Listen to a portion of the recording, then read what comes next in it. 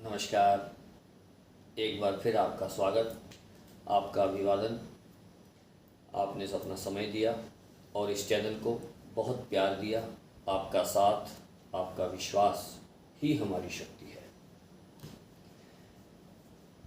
हमने अपनी बात को कल जहां समाप्त किया था, हल्का सा प्रकाश उसके ऊपर डालते हुए हम अपने आज के इस एपिसोड को आगे बढ़ाते हैं। हम महानता का वर्णन कैसे करें, हम महानता के रास्ते पर आगे कैसे बढ़ें। हम महान बनना चाहते हैं लेकिन हम महान बन नहीं पाते, क्योंकि हम केवल मुट्ठी भर चीज़ों को, इन मुट्ठी भर सामान को, मुट्ठी भर जीवन को और इतने बेशकीमती बहुमूल्य मानव जीवन को हम समाप्त करते चले जा रहे हैं। दिन प्रतिदिन मृत्यु की ओर हम बढ़ते चले जा रहे हैं।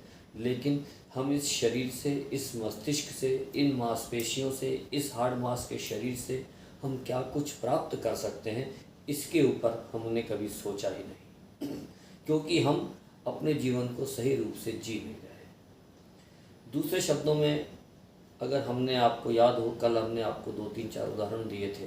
हमने आपको श्री हनुमान जी का उदाहरण दिया था, हमने महर्षि अरविंद का उदाहरण दिया था, हमने आपको आचार्य विनोबा भावे का उदाहरण दिया था, हमने आपको रामकृष्ण परमहंस का उदाहरण दिया था। आइए उसी बात को फिर से आगे बढ़ाएं और प्रकाश डालें। छोटी सी चीज़ है, आपने देखा एक मदारी डुगडुगी पे डुगडुगी पे, जिसको डमरू कहा जाता है, एक मदारी अपने डमरू के को आधार मानते हुए एक बंदर को अपने वश में कर लेता है। एक सपेरा अपनी बीन से उस सांप को वश में कर लेता है। घुड़सवार लगाम से उस घोड़े को अपने वश में कर लेता है।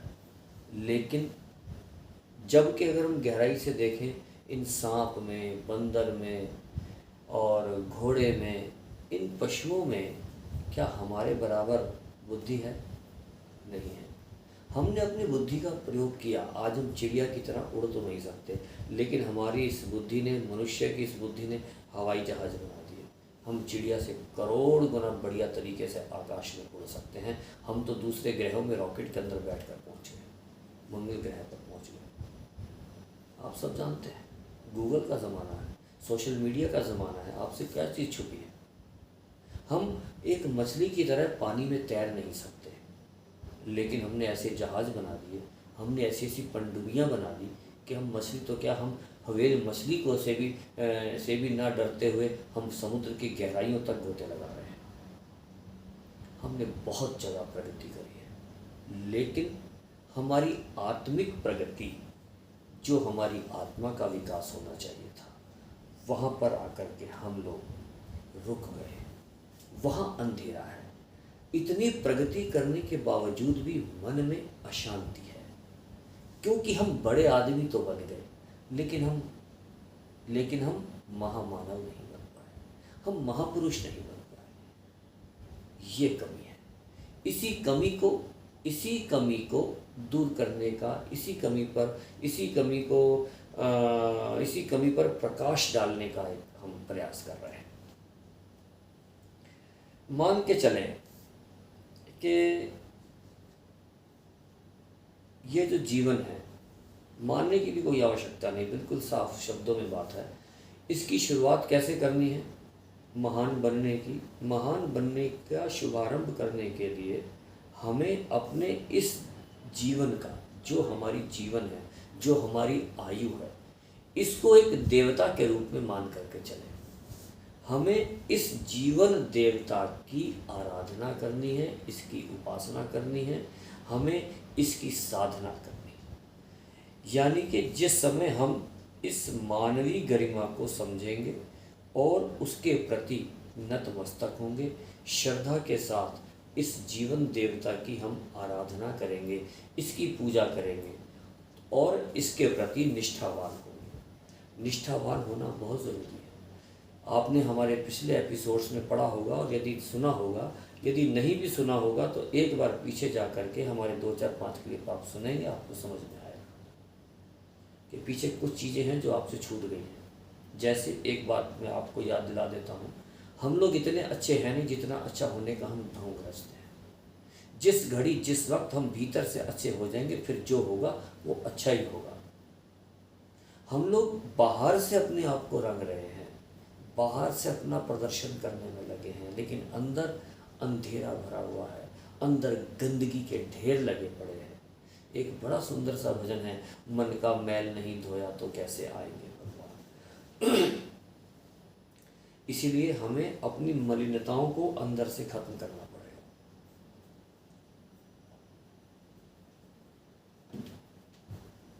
कुछ लोगों ने अपनी भीतर की गंदगी को ढकने का प्रयास किया,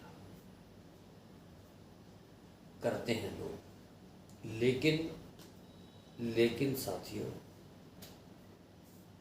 अपनी असलियत छुपाने से ज़्यादा दिन छुपी नहीं रहती, वो सामने आ जाती है। जब उस गंदगी के बीज अंकुरित होते हैं, वो चाहे हमारे आलस्य के रूप में आए, हमारे प्रमाद के रूप में आए, हमारे बैठने के तरीके में आए, खाना खाने के भोजन हम किस प्रकार खा रहे हैं उस तरीके से आए, हमारे रहन सहन से आए, कहीं ना कहीं से वह बीज अंकुरित हो करके सामने आ ही जाता है। इस करके हमें अपने आप को भीतर से अच्छा करना है। अपनी उन कमियों को, जिन कमियों को आप खुद जानते हैं, उनको स्वीकार करते हुए उन्हें एक एक करके खत्म करने की कोशिश करनी है। एक और छोटी सी बात, इसकी शुरुआत के लिए हमने अपनी कमियां तो स्वीकार कर ली, अपने आप को ईश्वर का बड़ा प्यारा बेटा और लाडला बेटा, अपने आप को ईश्वर की संतान मानना है, समझना है। और यह विश्वास जितना मजबूत होगा कि हम ईश्वर की संतान हैं, अगर एक व्यक्ति के पास जितनी भी संपदा है, एक व्यक्ति के पास जितनी प्रॉपर्टी है, उसकी संतान उसके उत्तराधिकारी बन जाती है, वह स्वतः ही उसका मालिक बन जाता है, उसका बच्चा। अगर हम ईश्वर को अपना पिता मान के चलते हैं, ईश्वर को परमपिता कहते हैं, और हम सच्चे मन से यदि उसको अपना पिता और स्वयं को ईश्वर की संतान मान के चलते हैं, तो हम खुद को ईश्वर से जुड़ा हुआ पाते हैं और उसकी सारी शक्तियों का, उसकी सारी संपदा का हम मालिक बन जाते हैं, हम अधिकारी बन जाते हैं। एक चीज़ और मान के चलें, समझ के चलें, गीता में श्री कृष्ण ने, हम सभी श्रीमद् भागवत सुनते हैं, श्री रामचरितमानस सुनते हैं, लेकिन इतना सब सुनने के बावजूद भी हमारा कायाकल्प क्यों नहीं होता? क्योंकि हम भीतर से गंदगी से भरे पड़े। गीता में भगवान श्री कृष्ण ने अर्जुन से कहा कि हे पार्थ, युद्ध कर। आप सभी जानते हैं, मेरा विषय गीता नहीं है, ध्यान रखिएगा। मैं फिर कह रहा हूँ, मैं इतना ज्ञानी नहीं, मैं व्यासपीठ पे नहीं बैठा हूँ। मैं बिल्कुल सीधी बात आज उस गीता को, उस समय की गीता को आज के परिवेश से जोड़ने का केवल प्रयास कर रहा हूँ। गीता में भगवान श्री कृष्ण ने श्री अर्जुन से कहा कि हे अर्जुन, युद्ध कर। अर्जुन ने अपना गांडीव, अपना धनुष नीचे रख दिया और कहा, हे कृष्ण, यह सब मेरे सगे संबंधी रिश्ते नाते, मैं इनके ऊपर धनुष कैसे चलाऊं? यही आज का परिवेश है। आज का अर्जुन मैं और आप हैं, और आज के श्री कृष्ण सद्विचार है। आज का श्री कृष्ण आपका और हमारा आत्मबल है। जो सोसाइटी आपको गलत तरफ खींचने की कोशिश करती है, जो सोच आपको भ्रष्ट करती है, जो क्रियाकलाप आपको गलत रास्ते पर चलने के लिए प्रेरित करते हैं, आपका आत्मबल रूपी श्री कृष्ण उसको कहता है कि हे अर्जुन, युद्ध कर। युद्ध का मतलब आपने अपने मित्र के साथ मारकाट नहीं करनी, आपने उससे बाइकाट कर देना, आपने उस गलत सोसाइटी को छोड़ देना है, आपने गलत साहित्य को छोड़ देना है, आपने गलत सोच को छोड़ देना है, आपने गलत काम को छोड़ देना है। अगर हम इतना भी कर पाए तो फिर हम महान बनने से हमें कोई रोक नहीं सकता। हम हर उस चीज़ को जानते हैं जो गलत है, हम हर उस चीज़ को अच्छे तरीके से जानते हैं, हम हर उस बात को अच्छे तरीके से जानते हैं जो सही है। जब हमें सब कुछ पता है क्या सही क्या गलत, तो फिर हम आज के कृष्ण रूपी आत्मबल अपना दृढ़ संकल्प, श्री कृष्ण हमारा सद्विचार, हमारा से मतलब आपका मेरा जो सुन रहे हैं उनका, हम सभी के सद्विचार रूपी श्री कृष्ण का ही संदेश है हम अर्जुनों के लिए कि हे अर्जुन उठ, अपने गांडीव को उठा, अपने धनुष को उठा, और जिस वजह से हमारे घरों में कलेश हैं, जिस वजह से हमारी ज़िंदगी में कलेश हैं, जिस वजह से हमारे मस्तिष्क में तनाव है, हम परेशान हैं, उन सब चीज़ों को ख़त्म करें और महानता की ओर चलें। हम सभी अपने बच्चों को महान बनाना चाहते हैं। क्या हम महान हैं? नहीं है।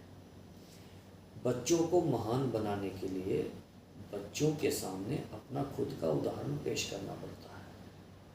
हम दूसरों के उदाहरण बच्चों को देते हैं, हम अपना उदाहरण क्यों नहीं रखते बच्चों के सामने?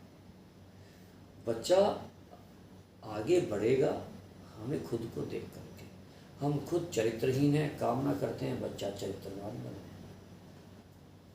ऐसे कभी नहीं होगा, ये कभी नहीं होगा जिस तरीके से हम और आप चल रहे हैं।